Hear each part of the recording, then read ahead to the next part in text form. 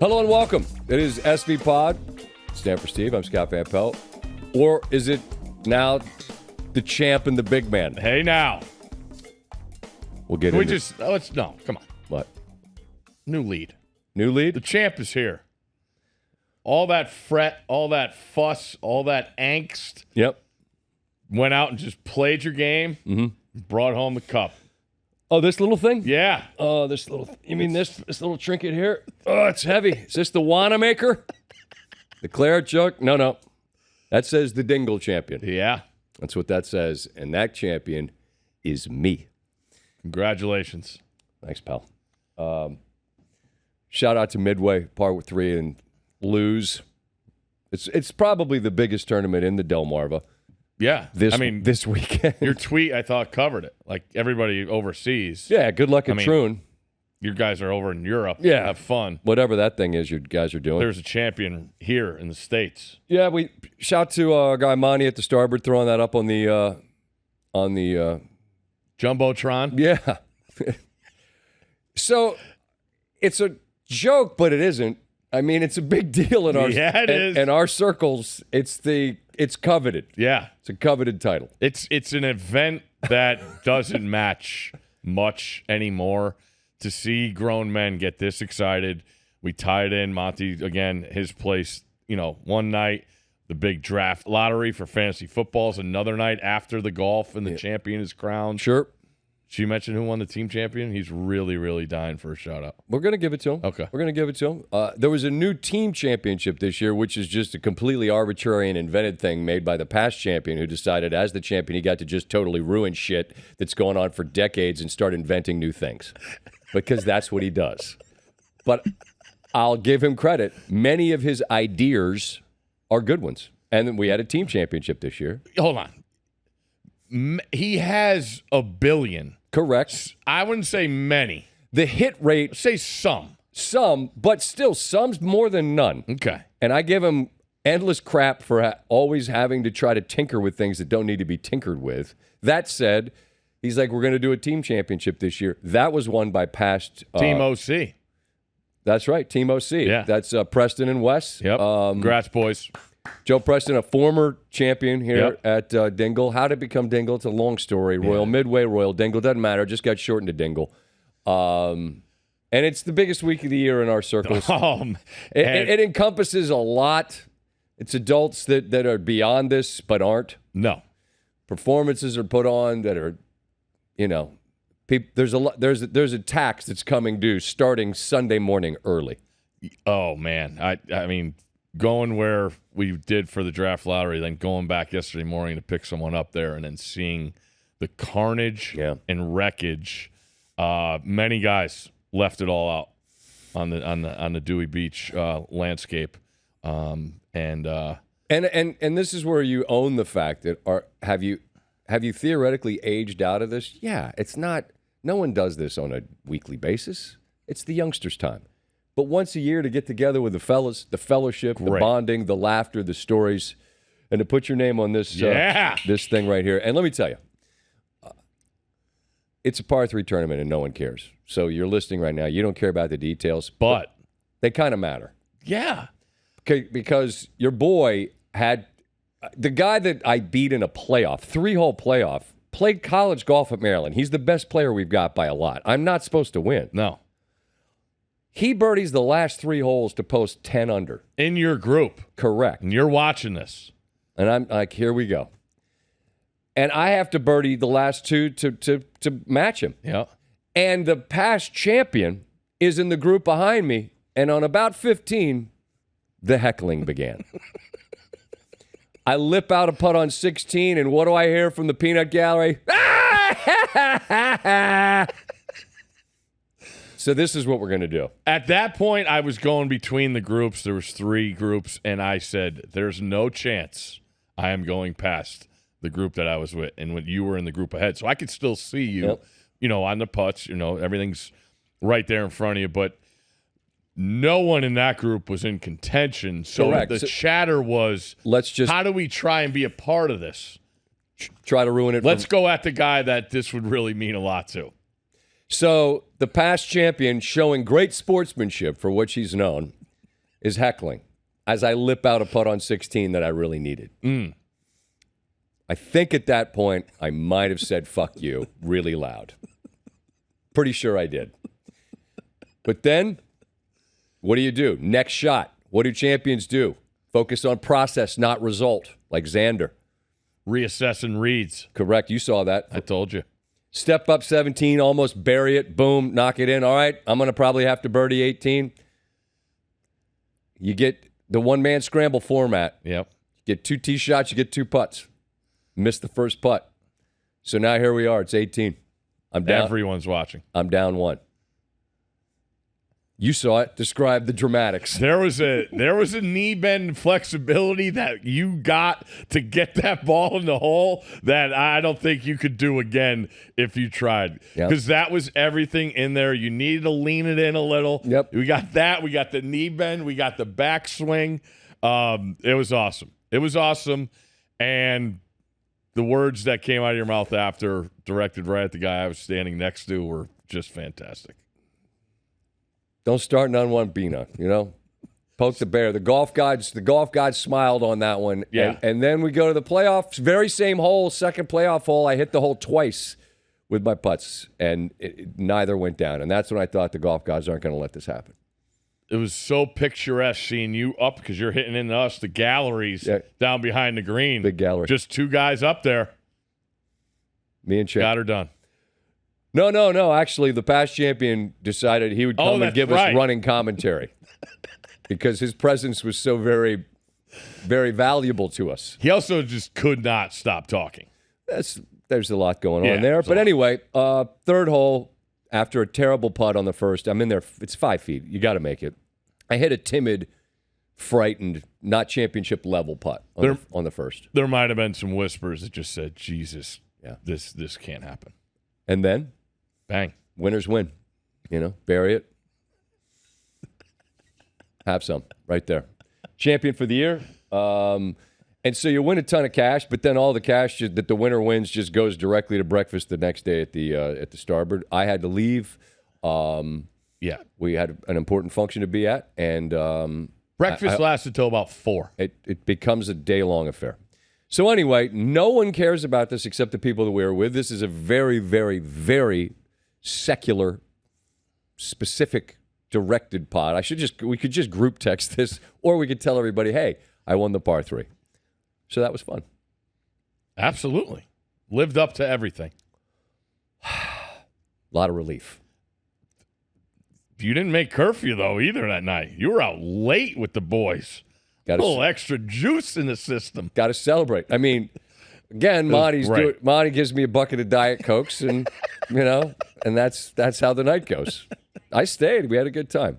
Shout out to our guy O'Boyle and his band putting on a show at the Starboard. Shall we discuss the actual champion of the week? Yes. Xander Schauffele's won 2 of the last 3 majors, and the performance this weekend. Sunday for sure. I mean, that's all-time stuff. You shoot 65 on that golf course on a Sunday to become an Open champion golfer of the year. That's legendary stuff. But you could argue that the only reason he even had a chance to win Sunday with that great performance was what he did Saturday in some of the worst weather the Open's seen in a long, long time. Because it looked like Shane Lowry was not, you can't cruise to a win in a major, but he was setting the pace. Yeah. And he's from there, an Irishman. Worst of the weather, he'll be fine. Nope. No, he wasn't. It knocked him down, and he was complaining a bit afterwards, which I get, but one dude wasn't complaining, and it was Xander Schauffele, the SoCal guy, in the midst of just absolute, it's pissing rain, and the wind is howling, and he shot 69. And that gave him an opportunity to be right there where you want to be going into that final round, where you can do something great like that. And now that he's won one, he's totally freed up to just play. And he was absolutely awesome on Sunday. No matter what the shot was, you need them all. We talked last week with Gordo about the blind shots, all that. But like his putting, his wedge game, off the tee, being straight. You look at the scores and what happened to the guys on back 9 yesterday, and then he just mows right through it. 4 under. Saturday before breakfast, me and a couple guys got in on Justin Rose, plus 650 he was before Saturday started.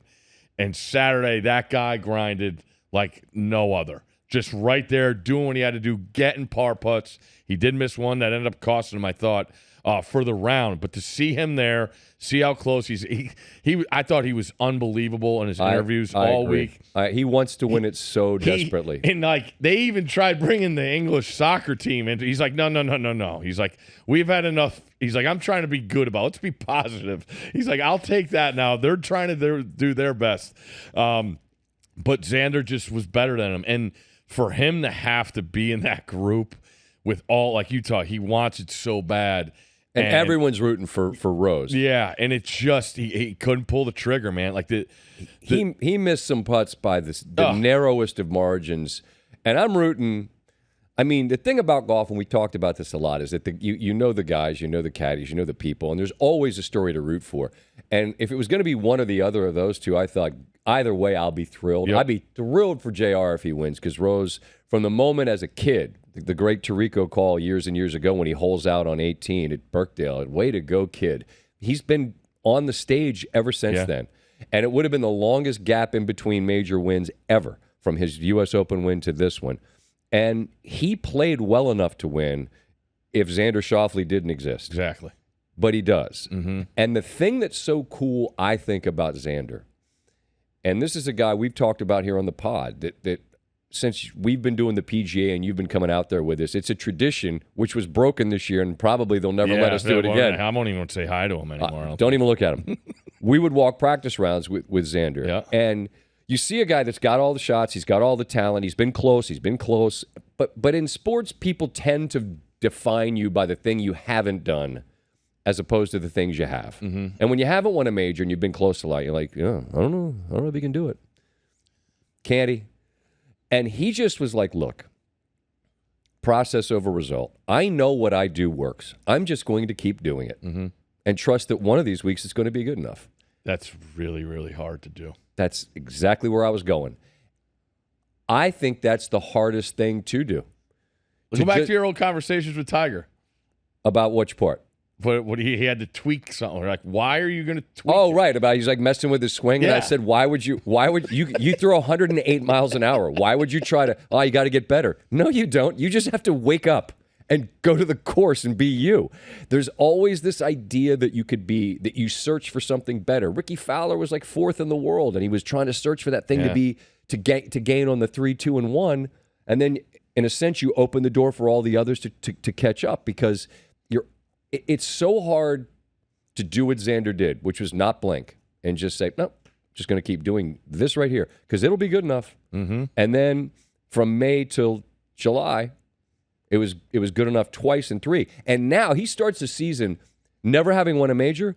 And after Troon, he's halfway to the career Grand Slam. And I would say the odds of him winning a Masters, he's been close. He's been there, yeah. He's got everything you need to win there. And then a U.S. Open is a little bit venue specific. I think you kind of have to just needs to be your week. That thing is such a crapshoot. The odds of him winning a career slam to me feel like, I'm not going to say it's good. It's the smallest group in golf. But it wouldn't shock me at all if he did, because he'll keep doing exactly. He's only 30 years old. I think what the best part of this is, guys, we see this. Hey, all right, he got yours at Valhalla. You know, you got it. Great for you. Now you can relax. No. Yeah. The idea to be able to ratchet it back up and get over there and play last week and then do what he did this past week, knowing that kind of, we talk to people all the time. We had Gore. I don't think we mentioned Xander's name once as far as picks. I haven't heard anybody. I'll tell you just quickly on Gordo. Speaking of blind shots, how'd the card do? He had Fleetwood a missed cut. He got me there. Okay. I think that was it. Yeah. It was a tough one. It's all right. It's all right. 14-5 now, I guess, is the record. Is that what it is? I don't know. Yeah. We added one on there. It's okay. I think Big Cat got him free clubs, so I think he doesn't give a shit about anything. Shout to Big Cat. But no, just going back and being able to say, you know what, I'm good here, and I'm going to go do this. And then, Thursday, Friday, he's hanging around. He's in the mix. And then Saturday's the day. Saturdays, I'm locked in. And I'm pulling up the live odds as we're watching it. And, like, you still had Schauffele there. So, like, his price is overmatched. And Xander's just laying in the weeds. And Rose is there. And Lowry just keeps dropping and dropping and dropping. You're like, then it got to a point. Xander was the favorite. I think the last I saw was like plus 300, maybe on 15 on Saturday. And took it and ran with it, man. Just so impressive. I'm just upset I'm probably never going to be able to say hi to him again.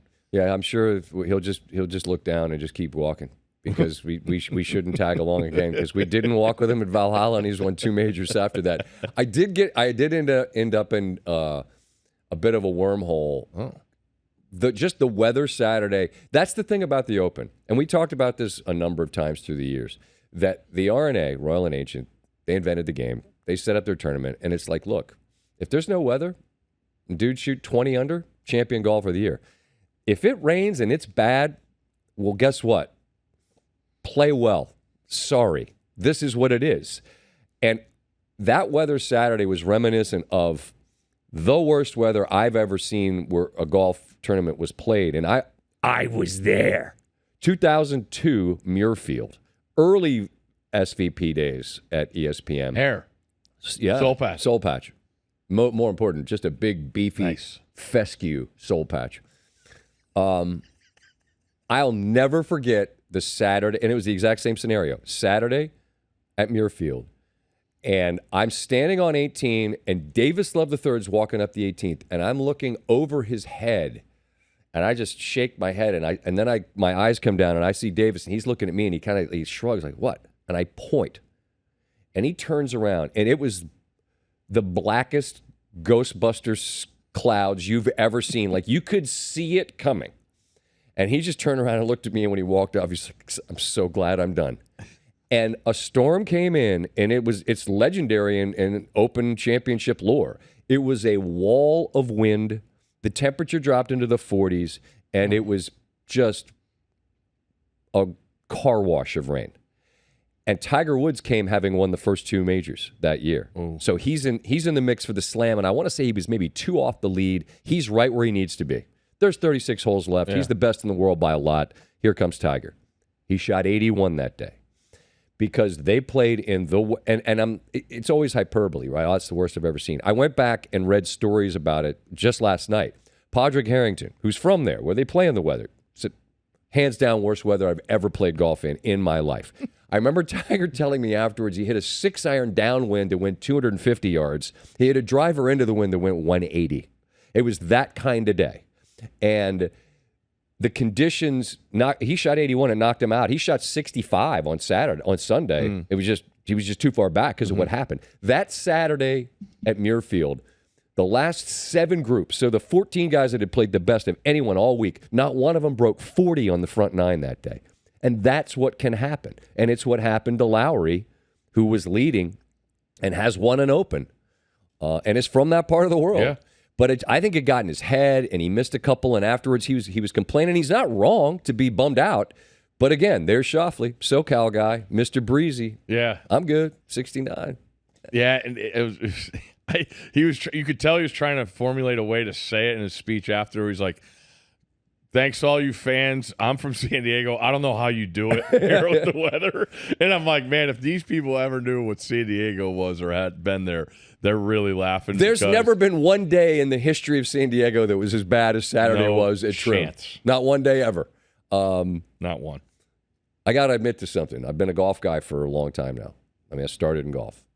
I was not I owe you an apology. I was not familiar with your game, Thriston Lawrence. Tristan, I thought. It looks like Thurston. Yeah. However, I'll figure it out. That guy's won 4 times in the DP Tour, and he didn't lose because he wasn't good enough. No. Just Xander was better. And we said last week, someone's going to be leading on Thursday you've never heard of, and that's what happened. Yep. Daniel Brown. But typically, somebody wins on Sunday. Correct. So this would have been, again, he wouldn't have been some total long shot. He's won, and he's got the goods. It's just not a player that I know a ton about or I've never met the man. Yeah. which is neither here nor there. It's just typically come Sunday in a major, you're like, all right. So he had the lead on the back nine. And then again, he didn't do anything wrong. It's just that, Xander 4 under on the back was Rosie brought up he called Xander a guy with a lot of horsepower. I thought that was interesting. Just how he's always got it revved to whatever he needs, and you saw that, and he used it. It was awesome. He does everything great. He absolutely mashes the ball. He hits fairways. His wedges are sick, and he makes all the putts that matter. And being him, a guy that's not very talkative, but when you're around him, he's smart, he's quick, he's witty. And then for him and knowing the road, I mean, that's his teammate at San Diego State. That's his caddy. Yeah. And wait for him to walk up 18, I thought was just awesome. These guys talk so much about their team. That's like the first people he thanked afterwards. Those two guys, man, are as tight. It's really, really cool to see. They have when they're out there, they're taught like I don't even know how they're communicating, but they are.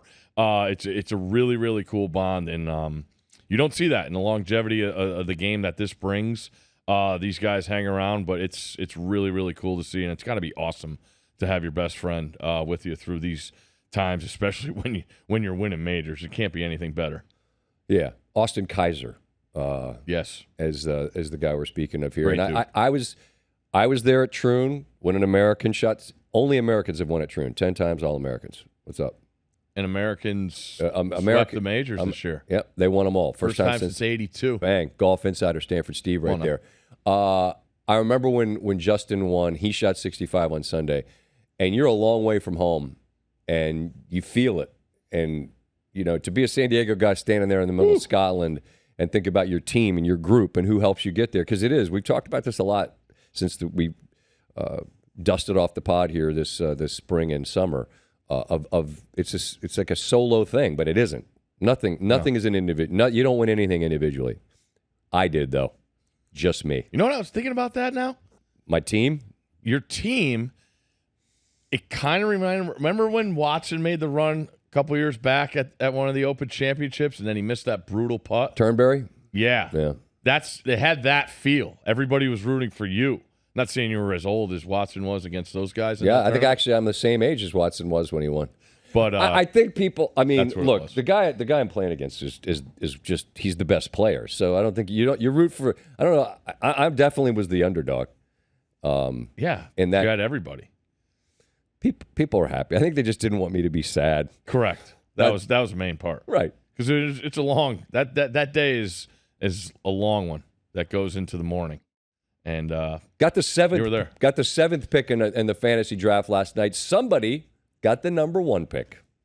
Mock season. We're here. Have you mocked? I haven't. Well, there's no need to mock when you're the 1 pick. You just McCaffrey. I just want to see what the possibilities are. McCaffrey, the end. No. On the way back. Because in that league, you got no clue. There's some wild cards. Many. There's some wild cards. People get together, Yeah. Have some suds. Start guy picking. that didn't make the lottery. That's overseas. Not happy with his pick. So there's a lot of. It's all documented. I mean, maybe he'll show up to the draft once. Hasn't happened yet. I wouldn't bank on it. I mocked, and I'll just tell you, I got a B. Whoa. If you mock and get a B in one of these, whatever, and all the apps are great. I'm sure. Who'd you take? It's 7. Don't worry about it. Don't worry about it. I got a guy I want. I'll see if he's there. At 7, I'm feeling not so great about it. I thought receiver. I don't know. Oh boy, here we go. Defense. Yeah, I'm going to take a team D. I'm going to take Justin Tucker. Take him. Imagine that. But it's mock season. It is. In another league I got a 5. I feel better about getting the guy I want at 5 there. The mock season is upon us. Oh, it's here, full-fledged. And you're going to just start getting the emails about the 5 players you have to pick to win your league. And you're like, you're sending this to everyone in the league, right? Yeah. So this isn't a targeted email. It's impossible. So we're good. I don't need your emails. Quarterbacks are fascinating to me. Josh Allen is the number 1 quarterback off everyone's board.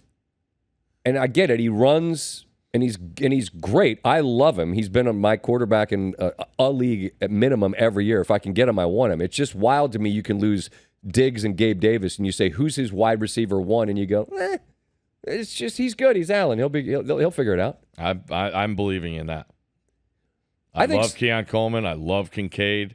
They got a couple other guys. I like Samuel, who they got. There's a relationship there with the OC. I think this is a perfect setting for Josh Allen and what these expectations have got to, but with the personnel around him, I think there's a lot that's gone that's better for the team aspect. You want to take a deep dive here and do fantasy football talk? I'm sure people out there are excited about that. No, 5-7. You're 1, McCaffrey, and yep. That's just figure it out.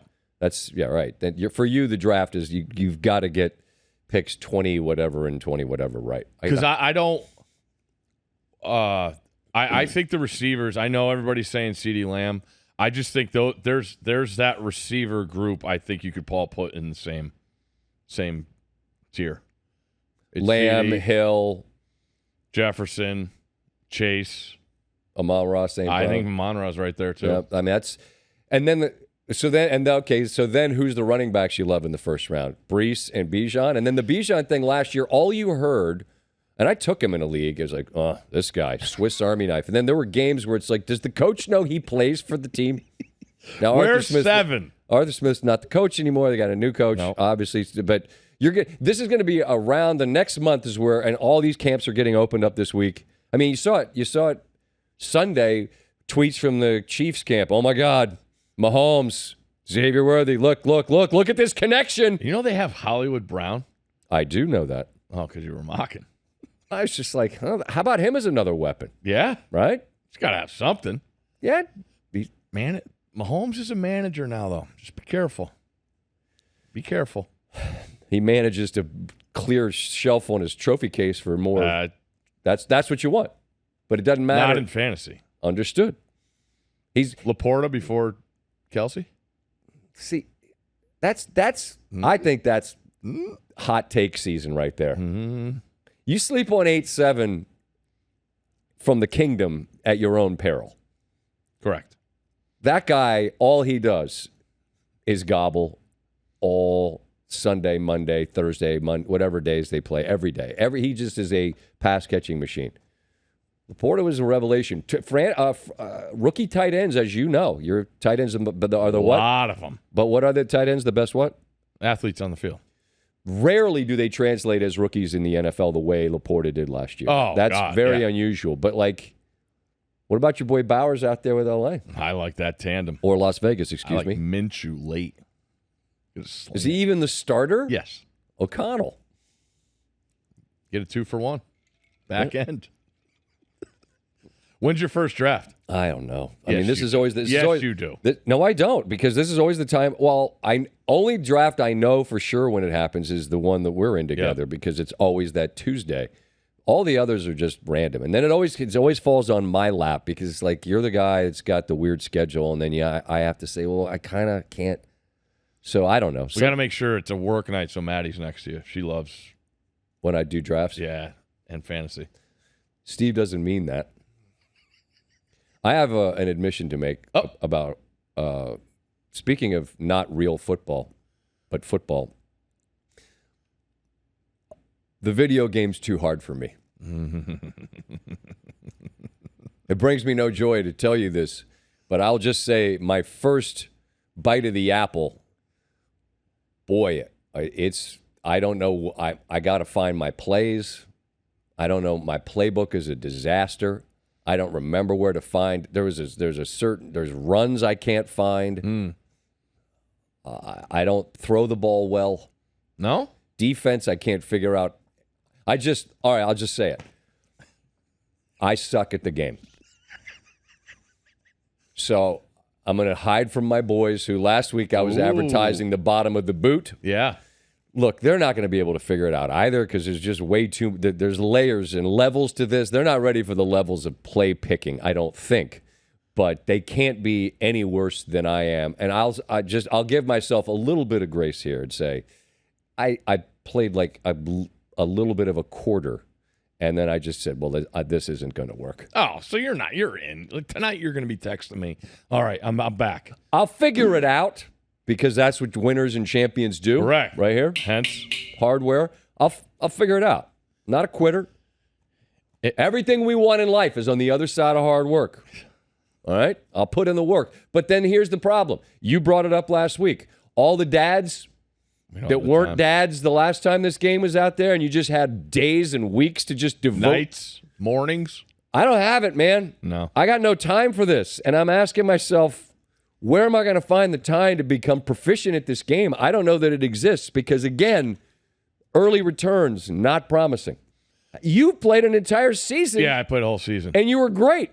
How long did it take? Well, I took the OC job at Stanford, and their first couple games aren't too hot. We had a shootout against TCU. We got that one. You figure things out if you got the 1AA teams, but then there's no way field goals should be this hard. It's really, really, really hard. And I would try. Like I recruited two kickers just to see what the difference would be. So we're ramping up for a second season here. No, but quarterback is probably better in the game than he is in real life. Hopefully he plays this well. But you got What was your record? Where do we go? We lost 2. You made the playoff? Yeah, we won the ACC. Went to Clemson, won. Played Clemson again in the title game. Beat them again. We might have chewed clock a lot in that second half to get out of there, 21-13. Then Oregon. We played Oregon in the playoff, and that didn't go well. Oregon was the 5 seed and was like 11-1 and lost to Michigan in the Big Ten title game. They're in the Big Ten, by the way. That's real life, not fake life. UCF won the national title. Oh, charge on. A real title. You could put a banner up and everything. Just claim it. I think the recruiting's fun. You got to stay on top of it, though. Careful of those scouting hours. Make sure you build up your coach in the recruiting. That helps a ton as far as your hours. How do I accrue the coins I need to get the recruiting? You got to score points. So scoring points is big? I'm going to give you a hint, too. I'm listening because I need hints. When you're going to select the game, there's a tab. Play whole game, play offense. That'll get you the reps you need. Just play offense? Just play offense. Yeah. I was trying to do the thing on defense where I'm toggling through from player to player. I couldn't do it. No. Why can't I do that? It takes a while. Crowd noise, if that's a factor. No, but how do I want to just switch to a linebacker, and how do I get there? Oh, you have Xbox. I don't know. Not the B? I don't know. That's the thing. I joke about Peepaw vision. This is Peepaw vision. Don't know what to do with the controller. You know why? I don't know why. I do. Why? Because we're old school and we wanted the book that came with the game, and now you just download the game. I'm like, well, what are the controls? I got to watch a YouTube video to see what the controls are? Yeah, I need those guys are way better. Again, EA, my EA family. Am I still in the family? Again, Tiger Woods video game. You guys moved some units on that. I was in it. Residuals. What are my points on the back end? How about just a book? It tells me what I'm supposed to. I just needed that. They always had the one sheet where it had all with the ball, without the ball, right? Pre-snap, offense, defense. That's what I need. Where's my boost? What do I push to make my guy run faster? Another key running the football. Yeah. Don't hit boost behind the line of scrimmage. You gotta get around those. You gotta. Yeah, use that. Use the stick. I don't know, man. But jet sweep. We are kings of the jet sweep. See, that's I had a play I ran a great deal. That was a go-to, and I don't know where it is in the. All right, I got to get you a good playbook. Help me. I will. I need some plays. Listen, this is the duality of man right now. You have just an ego that is on 100 because I won, conflicted by the fact that my identity as a human is tied to my ability to play this video game, and I suck at it. And now there's kids involved. And I don't have, and I proclaimed loudly that I was going to humble them, and I can see the writing on the wall. I mean, it's gonna be curtains for me soon. I just need to learn. I didn't think it was gonna be this hard to figure things out. You just gotta rep it. You don't use the old school passing, do you? You just use the whatever it is. So you didn't switch it because there's some... Whatever it was on, that's what I hit. Okay. Because I can't swap my guys' gear out. I can't spat them up anymore. I can't change what their unit... Yeah, that's in, Road to Glory. Oh, yeah, that's not in Dynasty? I don't think so. You used to be able to make your guys' gear look I think good. you can only create players in Road to Glory. I'm not sure on that, though. Can you create players to recruit? Can you do create a player? I believe so. I'm totally This lost. championship has totally changed you. It's pretty evident. Sound like you're going to give up on the game. No, I'm not. Let's go. I explained that I'm not a quitter. Buckle back down. I'm a winner. Proof. So we're good. Again, we'll put in the work. I just don't know where the time to do the work is going to be found. Because soon enough, it'll be back and we'll be in the mix. And then, I don't know, like actual work will be happening again. I had something else on here. The Team USA South Sudan deal, LeBron James carrying the flag. Paris, the Olympics begin Friday. He'll be carrying the flag for the United States of America. I guess he made a bucket late and they beat South Sudan. And, of course, it's a close game, so that means people... They're down 20. It's a cool story, Luol Deng and all that. Yeah. That part's awesome. But I don't remember the Team USA struggled with anyone back when it was the Dream Team. Mm-hmm. So, I mean, you were talking about how they come together and all the moving pieces and egos and all the rest of this. I think that's the kind of game that's the best possible result you can get because it's like, hey, fellas, the world's caught up here. Mm-hmm. Don't go to Paris and come back with anything less than gold. No, that would be bad. Because you know what that would be? Sticky. Mm-hmm. That would be sticky. That'd be hard to get rid of. Very, very hard. It's a long way away too. Have you looked at the odds? Like what are minus 300? I think. Is that what it is? I think so. I get the field for plus. I don't think you're getting the field. Well, if I'm just saying, doesn't feel like a lock to me. Does it? I gotta check out the bracket pool play. Figure it out. All right. They're not going to miss 14 of 15 threes, I believe, in a quarter. Probably not likely. Steph Curry's the key. 1 to 10 Olympic level of excitement. Is it something that you are invested in? Yeah. Yeah, there's nothing. I mean, it's Mets and Olympics starting Friday. That's all we got.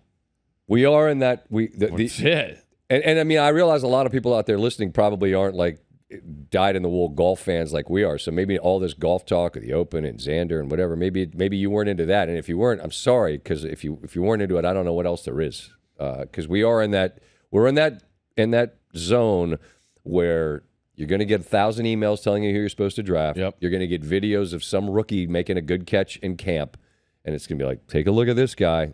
And then in October, you're like, why did I draft him? So you just got to measure. You got to kind of divide by 2 with most of these things. So that does put the Olympics on a stage on its own. No doubt. And I'll be digging in the NFL training camps. We got caught. I mean, SEC and media days. ACC starts this week. There's been plenty of fodder there going back and forth. Although I think guys were more ruthless back in the day, but too many cameras now. I get it. But like, we're going to get beaten over the head with Jets coverage, right? Probably. And I'm like more like I want to see this dynamic in Pittsburgh because Tomlin's going to have some lines. Russell Wilson's going to do his thing. There's going to be some reading between the lines in there. So what's going on? How the vibe? We've been there. Latrobe, I believe is how the locals say it. Like that. That's a cool vibe for sure. Arizona Cardinals, the Colts. Is this Anthony Richardson? There's people that say take him first quarterback in fantasy. I love Steichen as a coach. I think he's phenomenal. I'm really interested to see how that plays out. It's easy to forget if you're not a Colt fan that they're a fumble or a drop on fourth down, a drop on a fourth down away from them being the team that who knows what happens with them. I agree that they're a very interesting team. I'll tell you the team that's I hate fascinating is an overused word, but I'll apply it to this team. The Miami Dolphins. I was just going to bring them up. What are they? You could apply the Xander bit to them.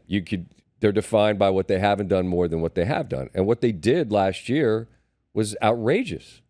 Outrageous. Mm-hmm. We're talking about video games, like they're a real life video game. I mean, Tua and the numbers that he hung and Tyreek and the numbers that he hung, they were obliterating people. And then by the end of the year, it's easy to say that they played in 0-degree weather, which they did. Mm-hmm. And they don't play well if it's near 40, much less 0. They were decimated by injury. Crushed. Decimated at on key positions defensively, on the O-line. And so I think, I mean, look, New England's, that's over. The Jets, to me, remain a question mark. We don't know what they are with Aaron Rodgers. We didn't get to see it. Mm-hmm. But I think you have a pretty good idea what Miami is. They've demonstrated that they're really good, entertaining, interesting coach to hear talk, different sort of a cat. He's really interesting. But at some point, okay, you take the one step, and now the next steps are the harder steps. Mm-hmm. And so I'm really, really, really interested to see what are the Miami Dolphins. Because good's good, but no one's trying to just be that. You're trying to become great. Mm-hmm. I don't know if they can. I'm not saying they can. I'm saying I don't know if they can. So I guess we find out. Yeah, that's why we do it, right? Yep. I mean, we love seeing about it. And the thing that this league has turned into is when the games start, it is so overreactionary week to week. And that's why I think people love it so much. You wait all week to see your team, adjustments made, the big games they have, or are they in prime time that week, the whole deal. But like watching the Dolphins in season Hard Knocks last year, it was very, very different. The way the head coach goes about things, you got your guys, you know who the alphas are on the team. And I thought it was interesting how you have a Tyreek Hill who's the ultimate, and then your quarterback is, everybody loves him. He's not an alpha to me. That's not his personality. He's more of a team guy. And to see that way, the way it shakes out, I think they learned a lot last year. I think there's going to be some differences to the approach they have. The way he runs his system, the way they go through running backs. There's a lot of protection-wise where he relies on his scheme to base things off of. So I think another year of film of teams watching them adds to the component of you talking about them taking the next step. Will they have that ability? I like the moves they made, and we'll see. But the biggest part, and I don't think Mahomes gets enough credit, and they are the cream of the crop and have been, is how much better they get. He gets better. They lost on Christmas Day at home to the Raiders. Christmas Day, lost to the Raiders. Yep. Had another parade. I mean, it's pretty remarkable what their ability to find that gear late. And I mean, so much of that is Mahomes and Reed. I don't want to slight their head coach. And I also think, again, go back to Xander. Once you've done it, correct, you know what you feel like. And you also learn that you don't have to be perfect. Nope. Kansas City was far from perfect last year. Oh. But then when it mattered, they did it. And Miami just hasn't yet. That's well, again, not saying they can't. I just think until you have, you wonder what does it require. And you make an interesting point about overreacting early. No one plays in the preseason. No, it's truly. I used to call it exhibition season. Well, actually, that was the word everyone used because that's what they are. And then the league would be like, no, these are games. No, they're not. No one plays. It's exhibition. Okay, and so because there's 17 games now, you're going to use those first couple to figure stuff out, understanding. Do you want to go 0-2? No. Through the years, history says if you start, you dig that kind of a hole, you put yourself in a really bad position. But with more openings than there used to be, and the way people approach the preseason, you truly don't know a ton early, and maybe you don't know a ton late. No. I still think about who Kansas City looked like they were. We were there in that game that Philly beat them, and then the wheels fall off Philly. Yep. And they looked really ordinary, Kansas City did. And then they went on the road to Buffalo, they went on the road to Baltimore, and then they went in overtime against San Francisco. They beat the three teams that I thought were the three best teams beside them throughout the season last year in a row after they looked like shit for a month. That's amazing. Yeah, but you brought up Andy Reid, Mahomes. The thing that I always look at the end of that schedule this season is an absolute beast. You know who you're going to play. That's it. True. That's it. And you factor in the first 4 games. You're all right. We got 2 guys here for this position. We're going to give them time. We're going to split reps this game, and maybe we'll flip it the second game. But, I think about New England this year. You got a brand-new head coach who's never been a head coach. You got a rookie supposed sensation coming in at quarterback. And you look at how long that window is of a season. Before you know it, you're in it. In it. Like, deep in it. In the deep end. And we just mentioned all the other teams in that division. Yeah. And you factor in that dynamic of how we're going to bring this guy along. I mean, he couldn't do anything worse to a quarterback than what Belichick did the last 3 years. He's the best of all time, but that was bad. But the division, and then you look at, like, if you're 1-4 and, like, did you play May? Did you not play him? When do we play him? You know, like, are we throwing the season away? I just it's unlike any other, and it brings so many challenges because I think, again, for my life, I will say this, and I didn't realize, I don't think until I was in college, but like going to an NFL game and this 53-man roster, the idea these owners can't pay more people to be on the roster is a joke. Totally agree. Joke. Totally agree. I mean, the wherewithal, and they have to adapt the practices, and that's another thing is the OTAs, the non-mandatory stuff that used to be mandatory. And it's going to go to 18 games, and it's just you've got billions upon billions upon billions of dollars. And look at who we're starting at quarterback last year in the National Football League. Yeah, and we're going to do the same exact thing this year. I know, and it's just idiotic. There ought to be not just a player. Like maybe we can have 2 or 3 more people. No, you should be able to have, I don't know, pick a number, 5 more guys. Yeah, I was gonna say 10 more guys. I mean, how hard would that be to do? It couldn't be that difficult to do. You've got the money. Yeah. It's not like you're like, hold on, let me see. I only got 20. No, hold on. Let me pick up this couch cushion. There are billions of dollars in the corner.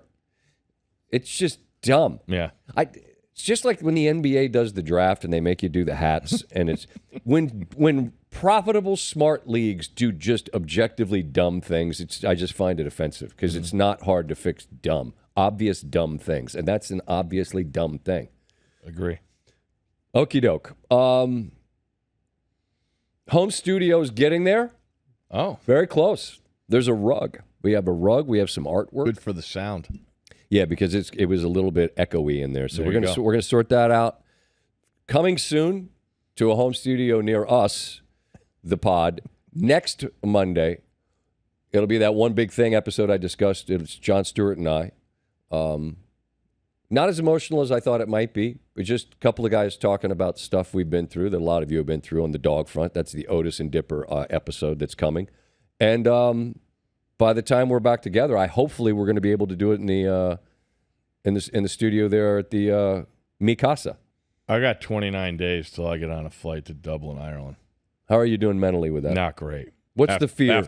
What's the concern? Looking at that shit weather they had over in Scotland. That's close there, right? Buddy, you got more hoodies than anyone I know. Figure it out. Hoodies don't in the rain. You'll be fine. You got food. The food's gonna trouble you. Ice. That's also gonna be challenging. Not good. No, but you know, listen. Fish and chips. There you go. You like salt more than anyone I know. Just ask. Yeah, you got any extra salt? Just shake it on there and call it a day. I mean, how long are you going to be there? Almost a week. Really? Yeah. When we go for the Open, boy, that was always, those were long weeks. Here's how this goes. Takeaway. You need to find a takeaway place. Takeout. They call it takeaway. Takeaway. And most of them, the takeaway you'll find there'll be an odd combination of fish and chips and pizza. And you're thinking, do I want fish and chips and pizza from the same place? That's your option. There's always a great Italian joint in town. Really? Yep. And I find, interestingly, in Scotland, many times it would be run by an Indian family that ran an Italian restaurant. Several I can think of off the top of my head in St. Andrews. Tremendous food. So find the Italian joint in town. Tremendous food, or are you just saying it's good because that's the only thing you've had that was decent, and now it goes to tremendous? That's a point for Steve. If this were around the horn, Tony would be giving. Steve just won. It's by comparison. Okay. By comparison, it's tremendous food. And I'll say this: if you're hungry and it's good, that makes it tremendous in that moment. By comparison with some other stuff, maybe not. Okay. But I'm saying you're like. If someone brings you the quote-unquote English breakfast with baked beans and stuff, you're going to look at this and go, what the fuck is this? Yeah. You're going to struggle with some of those things. But you'll find what you need. All right. Takeaway. Get yourself some proper takeaway. You'll be good. The ice thing's going to be an issue. But just, you listen, go, what do I always say? Be optimistic. It costs the same. So go over there and be optimistic, and it'll be fun. We'll have plenty of time to talk before now and then. Right. Anything else on the way out? I don't think so. I do want to say this. Give the past champion a lot of crap. There was a heartfelt message posted offering congratulations from one champ to another, the par 3 champ. But it was late. He was in the cooler at the starboard, probably hammered. But you don't need to. It's like when you grade an apology video. There's no need to do that. I don't want to diminish the fact that there were heartfelt sentiments expressed, and those were appreciated. He was offered a water at the course, and he said, they were like, do you want a water? He's like, a water? No, that's what I drink with my mom at home, and she's dead. That's also adds to why he was not in contention. There you go. I mixed in some waters along the way. Also, my son doesn't listen to pod, but shout to my guy. He made divisionals, which is really cool.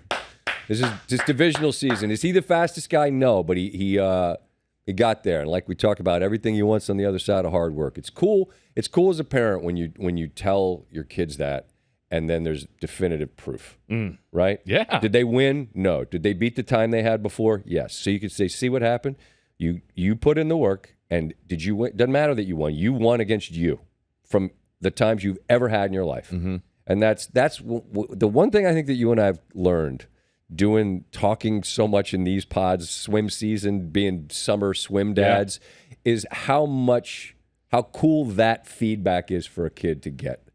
You know what I mean? Yeah. I mean, you see them.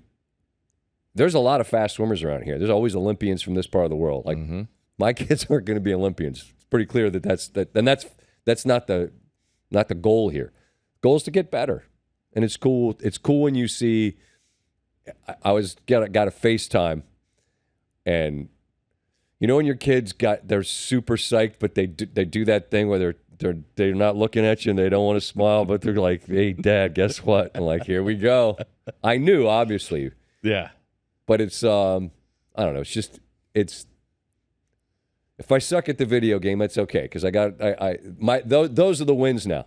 That's also what losers say when they suck at video games. Yeah. But I'm serious in that is really a neat thing. So shout out to my guy Sam, who is going to go not going to win at divisionals. That doesn't matter. Going to get to go in, walk in, and see the atmosphere down at the Terror Dome at Washington Golf. And, oh boy. Yeah, buckle up. Yeah, that is the major leagues, bro. So anyway, we'll see you in a couple of weeks. Again, the pod with John Stewart comes next Monday. So be well until. Congrats, champ. Thanks, Pat. There we go. You get that in. That was an awkward handshake for those listening on the pod. That was an awkward handshake. Awkward handshake from Steve. They'll fix this in post. It's champ. Champ over and out.